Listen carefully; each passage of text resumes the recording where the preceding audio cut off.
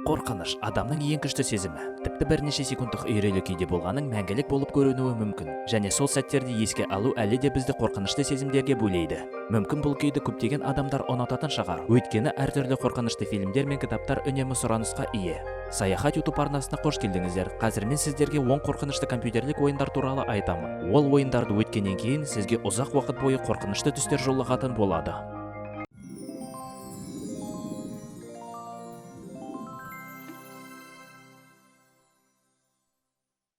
10-шы орында Dead Space. Сюжеттік оқиғалар ғарышта өтіп жатқанын түсінуге болады. Басты кейіпкер Исаак Кларк және оның командасы жұқты ауру қаптап алған Ишимура ғарыш кемесінен эвакуациялауға тырысады. Оларға ғарыштық зомбилар болып табылатын некроморф деген жер үсті тіршілік иелері шабуыл жасайды. Ойын өте атмосфералық болып шықты, бірақ мен үшін ойынның 3-ші бөлігінен бастап ойын қызық болмай кетті. Психиатриялық ауруханалар әлемдегі ең қорқынышты жерлердің бірі. Не десең де дәл осы жерде бізге өзіміздің ең қорқынышты сезімімізді оятуға тура келеді.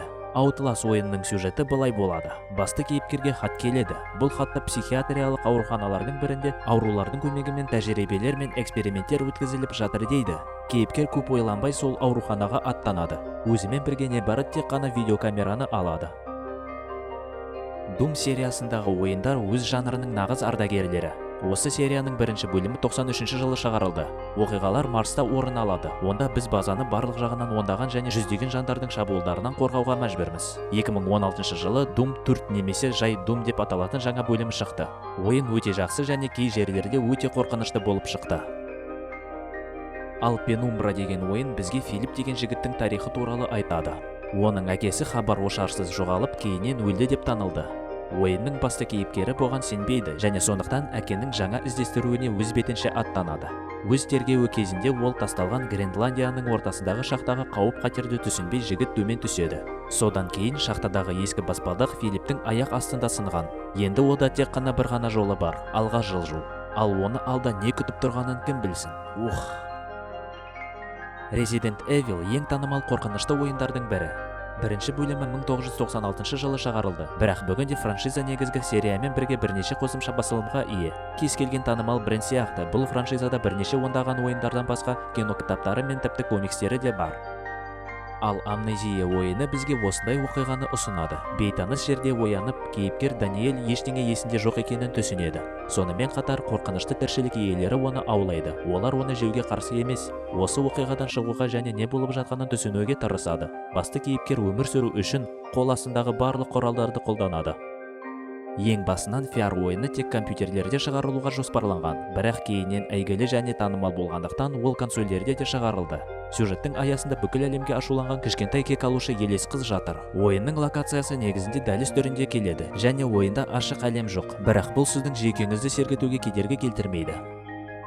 The Last of Us ойыны бұрынғы Америка құрама штаттарындағы апокалиптикалық болашақта өтеді. Кордицепс қатерлі мутацияланған саңырауқалақтардан туындаған жаһандық пандемиядан 20 жыл өткен соң болып жатыр.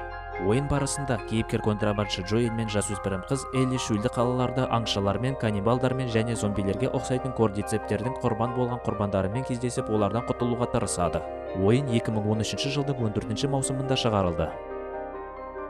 Ал Slender туралы аңыз көпшілікке балаларды ұрлайтын жерлеу костюміндегі ұзын және оғаш тіршілік иесінің бейнесі ретінде белгілі.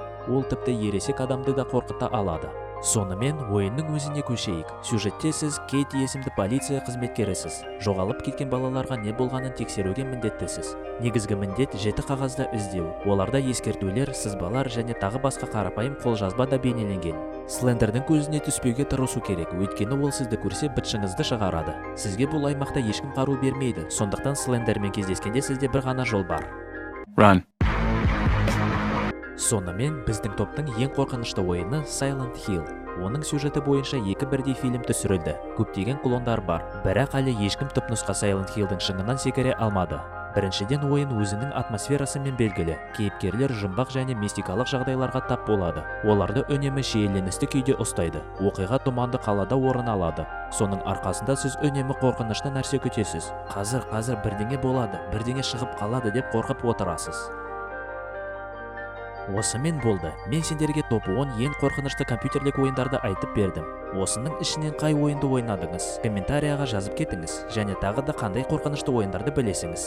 Видеом ұнаған болса, достарыңызға таратып, лайк басып, арнама жазылып кетіңіздер. Болды, келесі кездескенше қош болыңыздар.